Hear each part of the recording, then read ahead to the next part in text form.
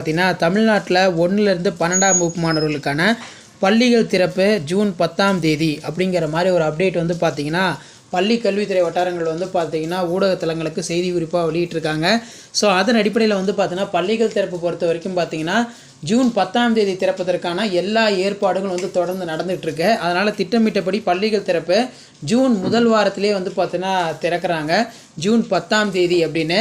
So அதன் அடிப்படையில் வந்து பார்த்திங்கன்னா ஸ்கூல்ஸ் ரீஓப்பன் ஜூன் 10ஆம் தேதி பள்ளிகள் திறக்கப்படும் பள்ளி கல்வித்துறை அறிவித்ததாக தகவல் அப்படின்னு சொல்லி அதிகாரப்பூர்வமான அறிவிப்பு வெளியாகியுள்ளது.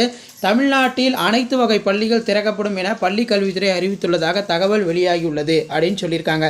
ஸோ அதன் அடிப்படையில் நம்ம பார்க்கும்போது வந்து பார்த்திங்கன்னா தமிழ்நாட்டில் 10, 11, 12ஆம் வகுப்புகளுக்கு பொதுத் தேர்வு மார்ச் 1ஆம் தேதி தொடங்கி கிட்டத்தட்ட வந்து பார்த்தோன்னா 23ஆம் தேதி வரைக்கும் அந்த முழாண்டு பரீட்சை நடந்து முடிந்தது. மேலும் 1ஆம் வகுப்புலேருந்து 3ஆம் வகுப்பு வரை மாணவ மாணவிகளுக்கு அந்த தேர்வுகள் நடந்து முடிந்தது. விடுமுறையும் விடப்பட்டது. தமிழ்நாட்டில் கோடை காலம் மார்ச் மாத இறுதியில் ஆரம்பித்து ஏப்ரல் மாதம் கணிசமாக வெயில் பதிவாக இருந்து அக்னி நட்சத்திரம் என்னும் கத்திரி வெயில் கோலாகலமாக மே மாதத்தில் உச்சக்கட்ட வெப்பம் பதிவாகும் அப்படிங்கிற மாதிரி சொல்லியிருக்கிறார்கள்.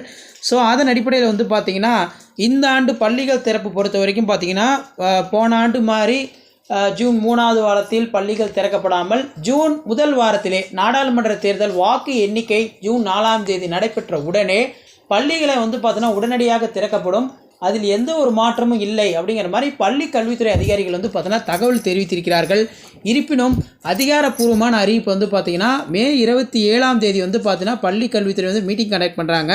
ஸோ அதன் அடிப்படையில் நம்ம பார்க்கும்போது மக்களவைத் தேர்தல் 7 கட்டங்களாக நடந்து முடிந்து ஜூன் 4ஆம் தேதி வாக்குகள் எண்ணப்படும் என்பதால் மாணவர்களுக்கு தேவையற்ற பதற்றத்தை குறைக்க அதன் பின் பள்ளிகள் திறக்கப்படும் என பள்ளி கல்வித்துறை அதிகாரிகள் தகவல் தெரிவித்து வந்தனர்.